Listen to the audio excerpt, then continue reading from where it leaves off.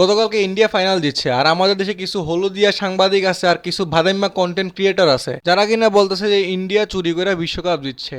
বিতর্ক যেন কোনোভাবে পিছু ছাড়ছে না ইন্ডিয়া এবং আইসিসিকে ঘিরে। দেখুন, আপনারা পান্ডিয়া বল করেছেন এবং ডেভিড মিলার ফুলটস বল উড়িয়ে মেরেছেন এবং বাউন্ডারি লাইনে সূর্যকুমার যাদব সেটি ধরে ফেলেছেন। কিন্তু খুব স্পষ্টভাবে আপনারা যদি ভালো করে খেয়াল করে দেখেন যে বাউন্ডারি লাইন নির্ধারিত যে দাগ তার থেকে এক হাত বাইরে। আবারও আমি আপনাদেরকে দেখাচ্ছি, বল করলেন এবং সেটি সজোরে হাঁকিয়েছেন একেবারে বাউন্ডারি লাইনে গিয়ে সেটি ধরা পড়ে।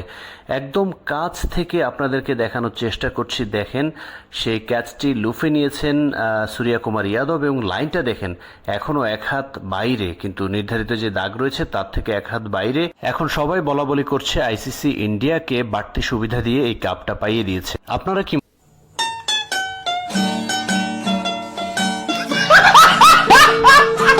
কিছু ভাদাইম্মা কন্টেন্ট ক্রিয়েটর আর ফেসবুকের হলুদ সাংবাদিক যারা আছে তারা কিছু ভিউর জন্য এরকম বাজে ধরনের কন্টেন্ট তৈরি করে আর মানুষকে খাওয়ায়, আর মানুষ মনে করে যে সত্যি সত্যি চুরি করছে। হ্যাঁ, ইন্ডিয়া চুরি করে নাই এমন কোনো কথা নাই, ইন্ডিয়া অনেকবারই চুরি করছে যা আমরা জানি।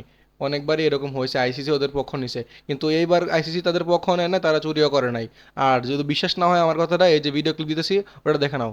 Wide, Muller gets it, and he gets plenty of it, does he? No!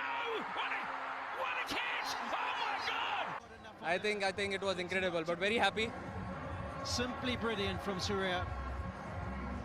You were there in that 2020 असंभव असंभव बेंचोद असंभव और अभी तो रुको क्लाइमैक्स अभी बाकी है।